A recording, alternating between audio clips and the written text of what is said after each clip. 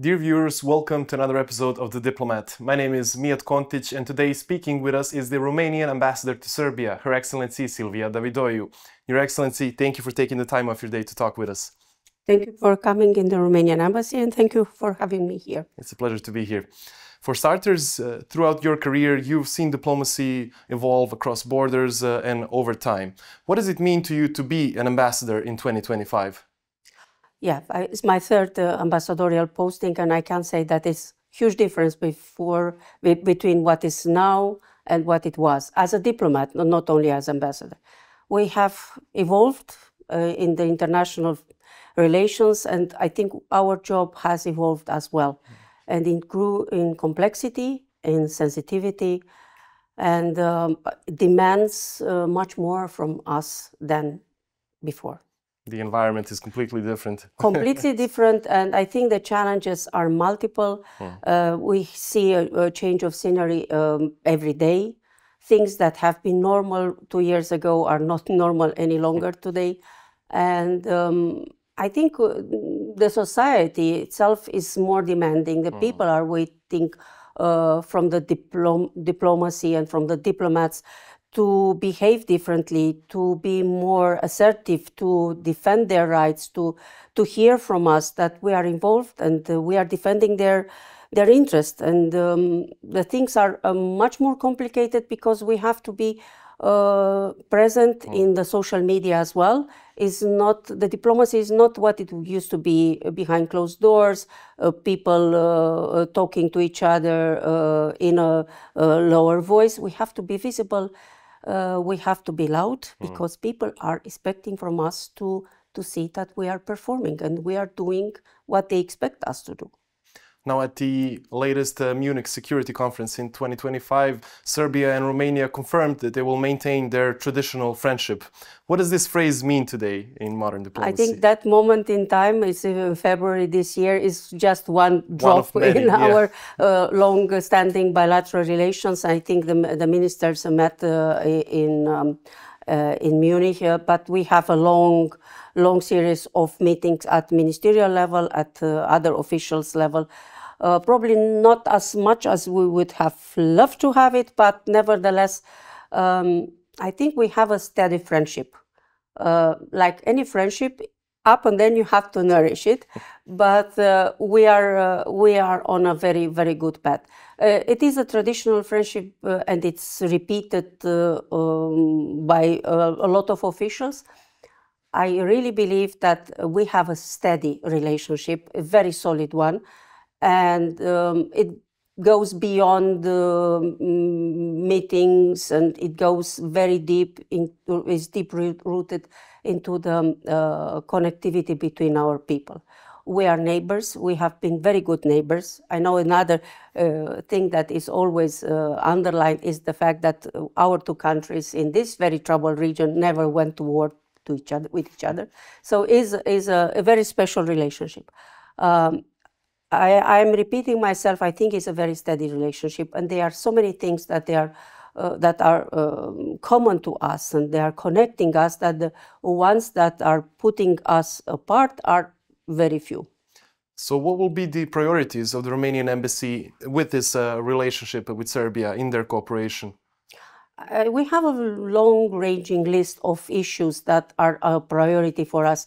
First and foremost, we would like to see more connectivity between us in terms of infrastructure. That's a priority, I think, for both sides. We would like to see that our projects in building a motorway between Timișoara and Pančevo take shape. They are on a very good path at this moment. We like to see the railroad connectivity starting again. We took a break, but it's good that it's continuing. I think it's going to be pretty soon a reality. That's great to hear. I think we have a lot of things in common as regards the energy projects, which are as well very important for both of us. And apart from these more prosaic things, I think the most important element is our human connectivity, the human relations, the fact that we have communities, minorities on both sides of the border, and that the things are running very smoothly and people are coming together in different formats, in different moments. They are sharing a lot of things. And it is a good framework to develop these human contacts and relations. Probably we'll be talking more about cross-border projects and programs. The EU is financing that are absolutely, so to say, necessary to our bilateral cross-border cooperation, and they're very, very important. So what will be the cross-border initiatives between Romania and Serbia, or any regional partnerships in the remainder of 25 or even more down the line that you would like to mention? I think, first of all, I want to say that I'm very proud of that Romania-Serbia cross-border IPA-CBC Interreg is one of the most successful programs at EU level. So it's not that we are praising each other, but the European Commission acknowledged that we are very good at that. We are performing, and we are, I think it has a symbolism, a special one, because it shows that we are committed, both of us, committed to European values, committed to working with each other, committed to bring added value to our communities in terms of economic development, of education, of environmental protection, all sorts of aspects of our daily lives. It is a good program, it's a very efficient one. It has increased in volume and financial terms during the past 12 years. And yesterday in Timișoara was a very special day. It was the day of Romania-Serbia cooperation. We celebrated first of all 35 years of Interreg programs at the EU level, and we celebrated our very special cooperation in terms of rewarding the best projects that have been implemented in the past years. And it was impressive to see that apart from officials, the room was full with local authorities with representative of schools, of hospitals, of tourism agencies, with people that have benefited, but they have worked as well in putting into practice these projects, all those projects. Now that you've mentioned in your answer the European family, how does Romania view Serbia's accession process to the EU, and what role does Romania see for itself? I think we have been a steady supporter of Serbia's EU accession and efforts towards membership. It's not an easy way, and we know it from our own experience that it hasn't been easy. It demands a lot of effort, demands a lot of sacrifices, demands compromise, and it is a demanding process altogether. But one thing I want to underline, at the end of the day, is worth the effort, the compromise, the sacrifice. You see the benefits, you see the people. Romania has seen the full transformation power of the EU membership in the past 18 years. And I realize now that we have reached our majority in the EU as EU members, and I really cannot imagine my country outside. I can and I mean, I don't see Serbia as being outside. Serbia belongs, and I'm very convinced, and in my years here in Serbia, I realized that deep down, every Serbian citizen knows that he belongs to the European family. So it's a matter of putting together efforts and forces and willingness, and make the decisive steps towards full membership. Another family that we will have to mention along with the European Union, of course, is the NATO alliance, which Romania is a part of. How does Romania balance its commitments with NATO with fostering regional stability in regions such as the Western Balkans? I don't think that that's a contradiction in between the two things that you have mentioned. They are in complete compatibility, and Romania has shown both in political terms and as well in terms of deployment in the region that we are very much committed to preserving the peace and stability in the region. We are aware of all the security threats. We cannot forget that we have a war at our border. You are a little bit further away from that, but nevertheless, the atmosphere is not a peaceful one all over the world.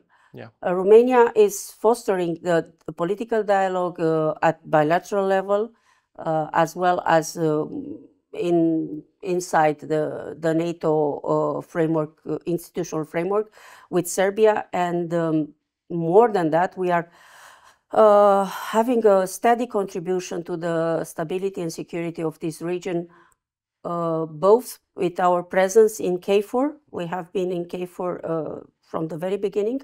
And since 2023, I think we have increased our presence.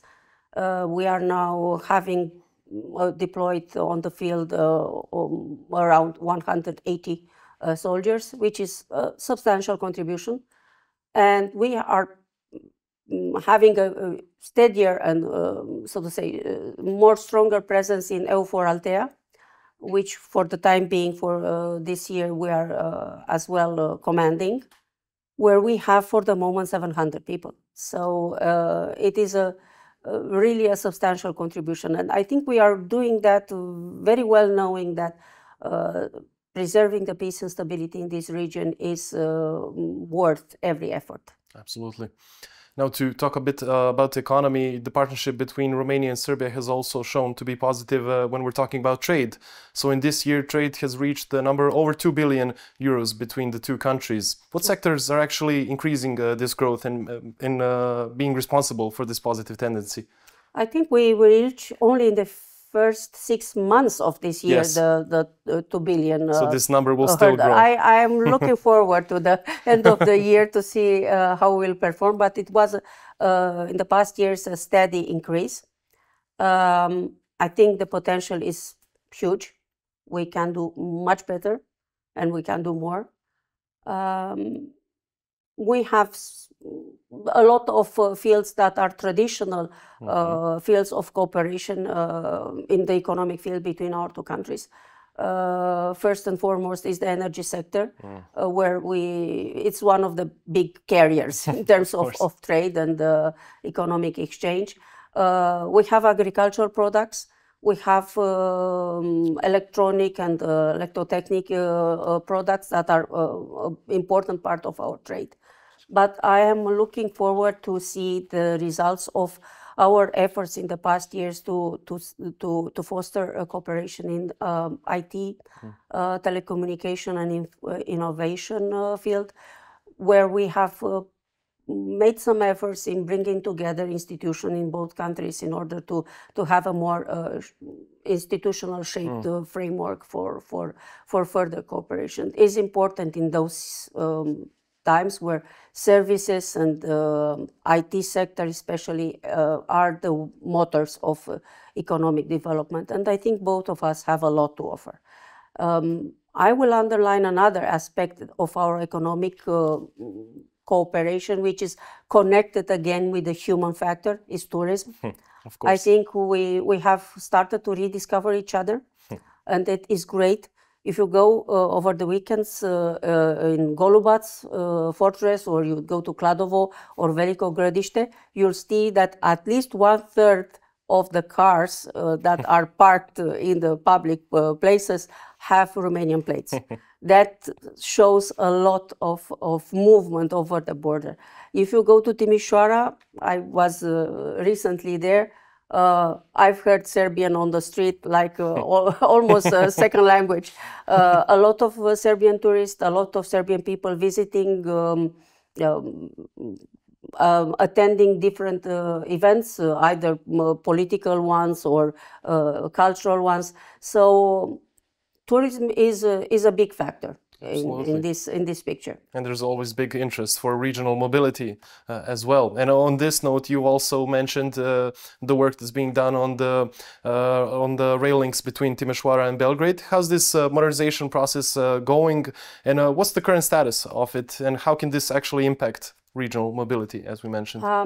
I think we have here a problem that is on the verge to be overcome. We had the physical infrastructure between Timișoara and Vârșeț and Timișoara and Jimbolia is existing. No, Timișoara and Chikinda is existing. Yes.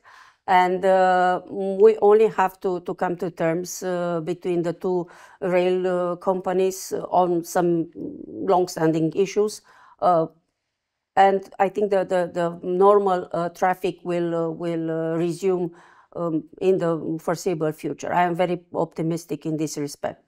As I mentioned before, we are looking forward to see that the motorway between our two countries will be completed. It will be a very necessary addition to the already existing infrastructure. We have the main connectivity, so to say, road that is in place, is functioning perfectly, which is the Danube. Absolutely. But the Danube needs as well some company. So we are looking forward to see that the rail and the motorway will accompany the Danube on the road to connect Serbia to the eastern part of the continent. It's worth mentioning that we have a very fruitful and intensive cooperation between our companies, connecting companies and trade from Serbia through the port of Constanța. Recently, a group of companies, Serbian companies, have visited the facilities in the port of Constanța, and the cooperation is going very well. There are a lot of opportunities. We are just, as an embassy, so to say, are fostering, we are pushing for more, and we are very hopeful of the future. Absolutely. Now, to talk a bit about the Romanian minorities in Serbia, Romania has always advocated for the rights of their ethnic Romanians in Serbia. How does the embassy work to actually support Romanian communities, while of course respecting Serbia's sovereignty? I am very proud to say that we have always had a very principled approach on this issue, and I think that we have always acted and reacted within the boundaries of our mutual respect and national interest. We both have communities on both sides of the border. We have a more particular situation because we have consistent Romanian minority in Vojvodina, historical one, and we have another minority, another community in eastern part of Serbia that they are called Vlachs, Romanians. So we have tried within our institutional framework, we have a good framework of cooperation, which is the Joint Committee on Minority Rights, that is providing for the legal framework of our mutual cooperation in this field. I am looking forward to see that we are resuming the work within this committee. We have taken quite a big pause in our works, but I am looking forward to see that we are going to discuss again. We have regular and substantial meetings, institutional ones, with the Ministry of Social Affairs and Human Rights and Minority Rights. And whenever, I think it's very transparent, everything is very transparent. Whenever we have an issue, positive or negative, we are talking to each other. And that's the most important thing, that we are aware of the realities, and we are aware of the challenges, and we are ready, both of us, to tackle them. we are doing a lot of projects in this area of preserving the national identity through preserving the language, the tradition, and the culture. We are fostering and supporting financially both sides, I have to say, through the National Council of the Romanian Minority and through the Department for Romanians Abroad in Romania. We are supporting financially a lot of cultural events that are very dear to the people. That's they feel that they are themselves. These events transcend everything, yes, every barrier. Exactly. Yes. And equally, I mean, we have a huge folklore festival, 2 of them, unfortunately. Sometimes the community feels the need to have 2 events instead of 1. But if you look, 1/4 probably of the audience are Serbians. We have mixed families. The people are living together in the same place. So it's absolutely normal that they are attending each other cultural events. So it is rewarding to see, even on the scene when they are performing, it's at least, if not more, 1 or 2 artists, Serbian artists that are performing in Serbian. The rest are the Romanian artists here performing in Romanian. We do a lot in terms of education, and here is a very, very special and dear aspect of our mutual cooperation, because we are trying very, very hard to keep a decent and good standard of education for our children in the schools where education is provided in mother tongue. And there have been a lot of projects, and we are planning already new ones on both sides of the border, of course, in order to preserve the education in mother tongue and to ensure that the younger generation keeps. We are living in a global world. They are bombarded with information in all the languages, but it's important to keep as well the mother tongue close to the soul of the younger people.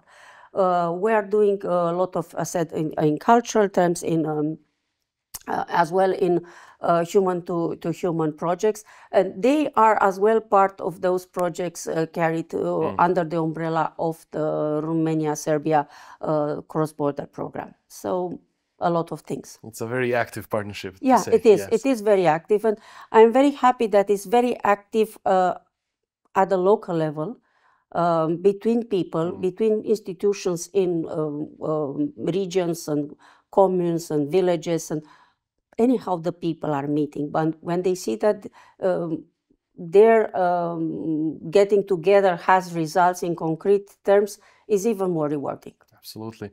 Now, even despite the historical language barrier between Romanians and Serbs, both minority communities have organically become bilingual in both communities, Serbians in Romania and Romanians in Serbia. What does this say about the resilience of cultural identity, as you mentioned, and how can diplomacy actually support this kind of grassroots integration? On both sides of the border, people are almost all of them bilingual, despite the fact that we are speaking Latin language, and Serbian is one of the Slavic languages. But the people have always found the way in between, and they develop that naturally. There's nothing forced here. And as I mentioned, we are both sides making efforts in terms of fostering the national identity through preserving the mother tongue, while encouraging learning of foreign languages and, of course, the language of the immediate neighbor. There have always been TV and radio programs broadcasted on both sides of the border in the language of the other neighbor or our minorities. So those things are coming naturally. And whenever we can support in terms of concrete projects, we do that. We have been in constant contact with the Romanian television, national television in a branch in Timișoara, and they have done a lot of things in terms of fostering a partnership with the radio and television of Vojvodina, where there are special broadcasts in Romanian language. So we are supporting those cooperation in this regard. Is the best way to do it, and so we are bilingual on both sides. Myself, unfortunately, not, but maybe one day. One day I will, slowly. Of course. Yeah.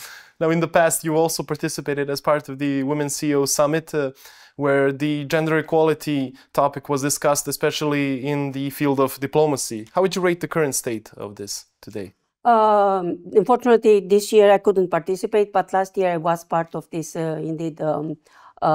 panel on women in diplomacy. And it was a very interesting panel, and it's always good to talk about those things. I think a lot of things have changed and a lot of things have evolved in this respect. Sometimes you need such an event to be aware of the reality. I don't see it any longer as a special thing. I think we have, as women, already won a very important position in the diplomatic field. It's not longer male-only sector.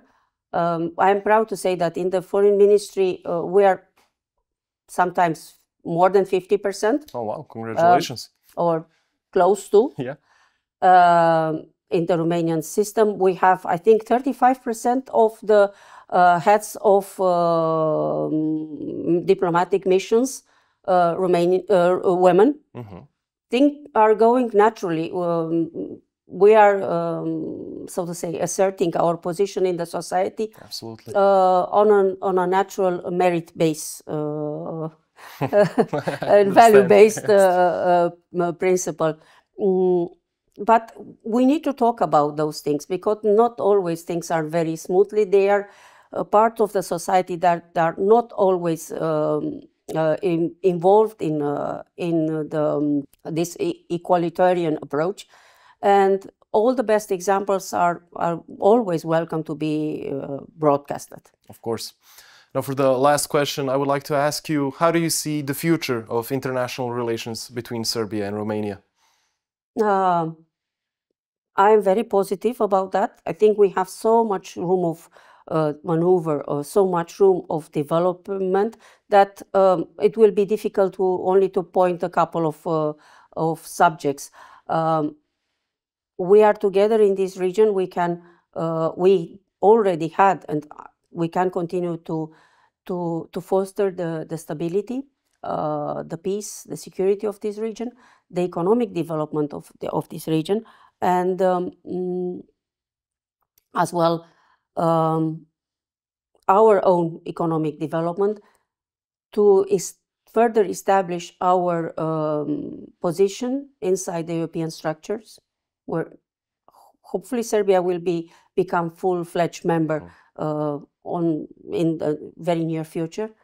We are always ready to accompany Serbia, or to have a nice chat with Serbia as regards the challenges that you are facing on your path of becoming member. We have a good experience and bad experiences, and we are ready to share everything with you in this respect. I think we shall continue to support the people, the connectivity at the local level. There are a lot of partnerships.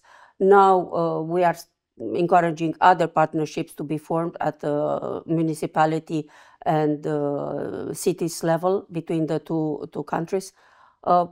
People already know how to find their way to each other. So they're ambassadors in their own rights. Yes, and they don't need us automatically, but they sometimes are looking for the most appropriate partners, and us being here as representative of our country, sometimes we can guide them in finding each other.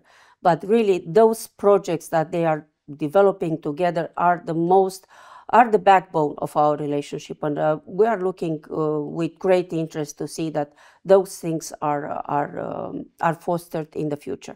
Absolutely. Your Excellency, thank you once again for taking the time of your day to speak with us. As for our dear viewers, thank you for watching. My interlocutor for today was the Ambassador of Romania to Serbia, Silvia Davidoiu. Stay tuned because we have diplomatic news and diplomatic events coming right up. Ambasada Savezne Republike Nemačke svečano je organizovala obeležavanje nacionalnog praznika te zemlje, Dana nemačkog jedinstva. Događaju su prisustvovali predsjednica Narodne skupštine Srbije Ana Brnabić, ministri u vladi Srbije, veliki broj predstavnika diplomatskog kora u Beogradu, kao i brojne zvanice iz javnog i poslovnog sveta. Događaj je otvoren intoniranjem himni Nemačke i Srbije, nakon čega se ambasadorka Anke Konrad osvrnula na rezultate bilateralne razvojne saradnje dve zemlje, koja traje posljednjih 25 godina. 2 miliona ljudi u Srbiji imalo je koristi od obezbeđenja pijaće vode i prečišćivanja otpadnih voda. 25 godina posvećenih energetskoj bezbednosti i energetskoj tranziciji, počev od hitnih uvoza električne energije 2000 godine do transbalkanskog koridora. 25 godina posvećenih održivom ekonomskim razvoju, dualnom stručnom obrazovanju, mogućnostima za privatne kompanije, infrastrukturi i zelenoj proizvodnji. I 25 godina posvećenih dobrom upravljanju, koji je od 2012. godine integrisano u reformske procese Srbije na putu ka Evropskoj uniji. Savezna vlada Nemačke je za Srbiju do danas odobrila 2,5 milijardi evra pomoći, a trenutno se realizuje 75 projekata širom zemlje, dodala je ambasadorka. Među kompanijama koje uspješno posluju u Srbiji je i kompanija Kerher. Kompanija Kerher, inače nemačka porodična firma, ali takođe i lider u rešenjima za čišćenje u domaćinstvu i za profesionalnu upotrebu, je kao predstavnik nemačke privrede prisutna u Srbiji već 5 godina i uspešno razvija svoje poslovanje nudeći inovativne rešenja u oblasti čišćenja za domaćinstvo kao i u profesionalnom segmentu. Kao predstavnik nemačke privrede posvećeni smo ne samo poslovanju, nego i prenosu znanja, tehnologije i čuvenih visokih nemačkih standarda. Dan nemačkog jedinstva obeležava se kao nacionalni praznik posljednjih 35 godina, kao podsjećanje na ponovno ujedinjenje nakon podele Nemačke tokom hladnog rata. Ambasada Španije u Srbiji i Nacionalna turistička organizacija Španije predstavile su u Beogradu novu strategiju promocije turizma za Balkan i zvanično na srpskom tržištu pokrenule međunarodnu kampanju "Mislite da poznajete Španiju? Razmislite ponovo". Događaju u aeroklubu prisustvovali su predstavnici medija, turističkih agencija i aviokompanija, influenceri i blogeri, kao i istaknute ličnosti iz sveta sporta, umetnosti i biznisa. Juan José Sanz Aparicio, ambasador Španije u Beogradu, istakao je da je turizam moćan diplomatski i kulturni most između naroda. Turizam je ključni alat za jačanje odličnih odnosa između Španije i Srbije. Pomaže nam da bolje razumemo, poštujemo i cenimo kulturu drugih naroda. Kao globalni lider u turizmu, Španija je spremna da svoje znanje i iskustvo podeli sa Srbijom kako bi razvoj turizma bio održiv i u skladu sa lokalnim zajednicama.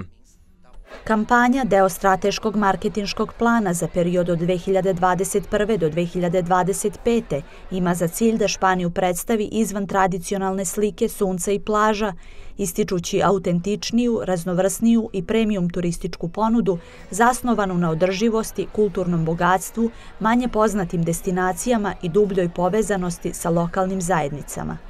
U posljednjih nekoliko godina beležimo značajan rast srpskih turista u Španiji. Od 2023. do 2024. broj turista porastao je za 27%, dok je samo u prvom kvartalu 2025. zabeležen dodatni rast od 9% u odnosu na isti period 2024. godine. Ovo je u velikoj meri rezultat snažnog angažmana Air Srbije na španskom tržištu. Trenutno aviokompanije povezuju Beograd sa Barcelonom, Madridom, Malagom, Palma de Majorkom, Valencijom i Alicanteom. U 2025. se očekuju 1363 direktna leta između Srbije i Španije sa 237.900 sedišta, što predstavlja porast od 19,2% u odnosu na prošlu godinu. Kada je pre 80 godina, rizikujući sopstveni život i život svoje porodice, od holokausta spasio jevrejsku devojčicu Đildu Mandil i njenu majku Leu, Živorad Bećagović iz Grocke otvorio je novo poglavlje humanosti i hrabrosti. U Beogradskoj sinagogi odlikovan je posthumno medaljom pravednika među nacijama u prisustvu pripadnika jevrejske zajednice, članova vlade Srbije i diplomatskog kora. Najviše priznanje koje Izrael dodeljuje onima koji su u mračno doba spasavali Jevreje sigurne smrti, njegovom unuku, takođe Živoradu Bećagoviću, uručila je ambasadorka Izraela Avivit Bar Ilan. Aprila 1941. godine njih dve su prepešačile 30 km iz Beograda. U rukama su imale lažne isprave na ime Jela i Anđelka Bećagović i tako došle kod nas u Grocku. Kod moga dede Živorada Bećagovića boravile su 3 meseca 1941. godine. U Grocku se Leja i Đilda Mandil ili Jela i Anđelka Bećagović opet vraćaju proleće 1943. godine i kod Živorada Bećagovića ostaju do oktobra 1944. godine, to jest do oslobođenja Grocke od nemačke okupacije. Ovde u sinagogi je i moja majka Đilda. Njena majka, a moja baka Lea, svojom hrabrošću ispunila je obećanje dato mom dedi pre nego što su ga odveli, a to je da će zaštititi obe i da će odgajati moju majku u jevrejskom duhu. Ja, moja sestra, njen suprug i naši potomci nastavit ćemo generacijsku priču i prijateljstvo porodica Bećagović i Mandil, jer ovo je priča o porodicama koje će zauvek biti svetlost u ovom svetu. A znate kako to znam? Kada se 7. oktobra dogodio teroristički napad i masakr, mojoj majci je zazvonio telefon.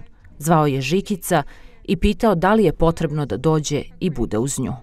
Današnja ceremonija ima poseban značaj jer se održava u godini kada država Izrael predsedava Međunarodnom alijansom za sećanje na holokaust.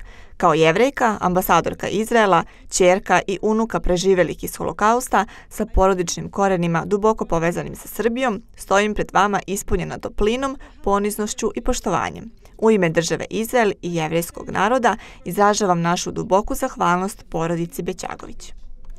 Čuvanjem sećanja na hrabre ljude iz Srbije koji su tokom Drugog svetskog rata po cenu sopstvenih života spasavali svoje jevrejske sugrađane od sigurne smrti, ne samo da branimo prošlost, već šaljemo jasnu poruku budućim generacijama, izjavio je ministar Nemanja Starović.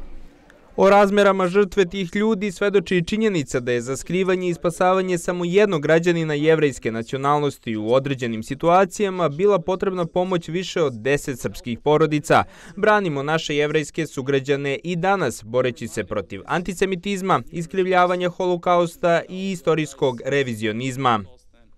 Mislim da jedna osoba zaslužuje poseban blagoslov, a ta osoba je arheolog istine, Jasna Ćirić, predsjednica Jevrejske opštine u Nišu, koja decenijama neumorno istražuje životne priče o spasavanju srpskih Jevreja.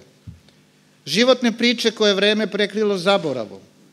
Ona neumorno traga i kopa kao po pustinskom pesku koji vetar slaže i nanovo preslaže, ne bi li otkrila i sastavila zaboravom prekrivene deliće životnih priča u celinu koja će se danas ovde ispričati i posvedočiti za večnost. Memorijalni centar Yad Vashem je u martu ove godine Živorada Bećagovića posthumno proglasio pravednikom među nacijama. Centar je osnovan 1953. godine na osnovu zakona koji je usvojio izraelski parlament Ksenet kako bi se sačuvalo sećanje na 6 miliona Jevreja koji su stradali od ruku nacista i njihovih saradnika tokom holokausta, kao i da bi se odala počast malobrojnim nejevrejima kojih su ih spasavali sigurne smrti, rizikujući sopstvene živote i živote svojih porodica. Oni su pravednici među narodima, a njihova imena se upisuju na zid časti u vrtu pravednika u Yad Vashemu. Svečanim prijemom u ambasadi Češke u Beogradu obeležen je Dan Svetog Vaclava, zaštitnika te republike i simbola češke državnosti i nacionalnog identiteta. Prijatelji ambasade, goste iz sveta diplomatije, kulturnog i javnog života, ugostio je i pozdravio ambasador Jan Bondi, koji je istakao sve prisutnost čeških proizvoda na tržištu. Veoma me raduje što su naše investicije i proizvodi prisutni na svakom koraku, ne samo češki automobili ili tramvaji, apoteke Dr. Max, kompanije Jetel, Sebre ili CSG, Hemoterija, već i što naši međunarodni bilateralni odnosi postoju sve značajniji i broj turista svake godine raste. Uživajte zajedno sa nama današnjoj svečanoj atmosferi. Ove godine također se navršava i 100. godišnjica postavljanja kamena temeljca zgrade Češke ambasade u Beogradu. Dan Svetog Vaclava simbolično je povezan sa Češkim nacionalnim danom, koji se obeležava u znak sećanja na proglašenje nezavisne Čehoslovačke 1918. godine. Dragi gledalci, hvala vam što ste ostali uz našu emisiju. Moj sagovornik za ovaj intervju je gospodin Miroslav Gligorijević, generalni direktor firme Titan Cementara Kosjerić. Gospodine Gligorijević, hvala vam što ste nam se pridružili. Hvala vam što ste me pozvali. Za početak, da li biste mogli da nam kažete u kakvom poslovnom okruženju danas funkcioniše Cementara Titan i koje pokazatelje biste istakli kao najvažnije iz toga? Titan Cementara Kosjerić je domaća firma u stranom vlasništvu koja je prisutna već skoro 50 godina na tržištima Srbije i Crne Gore. Industrijske aktivnosti se odvijaju u Kosjeriću gde imamo postrojenje za proizvodnju cementa. Prisustvo međunarodne renomirane grupe za proizvodnju građevinskih materijala Titan, koja je naš vlasnik, omogućuje nam brži razvoj, pristup novim tehnologijama, znanjima, finansijske resurse kada je to potrebno i u isto vreme nameće nam i strožije zahteve poslovanja, jer uvek primenjujemo, čak i kada to nije domaćim zakonima propisano, primenjujemo i stroge interne norme i međunarodne standarde. Osim toga, naš fokus je na lokalnoj zajednici. Na Kosjeriću, mestu u kome se naše aktivnosti odvijaju, naši zaposleni su iz Kosjerića, dobar deo naših dobavljača je također iz Kosjerića, oko 1/3 naših nabavki se realizuje preko dobavljača iz Kosjerića. Delimo sudbinu svih naših sugrađana, trudimo se da rešavamo zajedno sve probleme u lokalnoj zajednici koji nastaju. Na takav način uspevamo da postižemo dobre poslovne rezultate. Evo i u 2024. godini bili smo najprofitabilnija firma u Zlatiborskom okrugu. Svaka čast. Ono po čemu ste i vi i vaša firma poznati jeste i da investirate u obuke vaših radnika, da je također između ostalog i zapošljavate i mlade ljude, što nije česta situacija u Srbiji, ali naravno i da se bavite i bezbednosti na poslu vaših radnika. Kako se ta vaša strategija zapravo odražava na poslovanje vaše firme Titan? Tokom prethodne 2 godine 30 mladih ljudi iz Kosjerića se pridružilo našem timu. Tako da sada oko 1/3 naših zaposlenih je mlađa od 35 godina. Osim toga, oko 35 ljudi, mladih ljudi iz Kosjerića je prošlo program plaćene stručne prakse i to su im prvi koraci u njihovim profesionalnim karijerama. Nadam se da su stekli dobar utisak o tome kakvo okruženje mogu da očekuju u Titan Cementari Kosjerića. To je okruženje koje podržava lični i profesionalni razvoj, koje omogućuje društvene aktivnosti i vidljivost u lokalnoj sredini. To je okruženje koje je potpuno bezbedno za rad, jer zaista od početka puno radimo na bezbednosti i pri tome bezbednost ne shvatamo, bezbednost i zdravlje na radu ne tretiramo samo kao fizičku bezbednost, idemo korak dalje, puno radimo na održavanju i poboljšanju mentalnog zdravlja, kao i na psihološkoj sigurnosti, očekujući da ćemo na taj način imati zadovoljne i uspešne zaposlene. U javnosti se sve više govori o pojmu održivosti i često se dešava da se interesi i brige lokalne zajednice ne poklapaju sa brigama i interesima industrije kojom se bavite. Kako vi gledate na to usklađivanje interesa u Kosjeriću u lokalnoj zajednici, kao što ste spomenuli? Cementna industrija je već dugi niz godina prepoznala svoj uticaj na pitanje klimatskih promjena i daje doprinos u rešavanju tog problema. Titan Cementara Kosjerić u okviru Titan grupe takođe preduzima mere u tom pogledu. Iz godine u godinu smanjujemo emisije ugljen dioksida i došli smo do statusa da je oko polovine naših proizvoda se kvalifikuje, svrstava u kategoriju zelenih cemenata.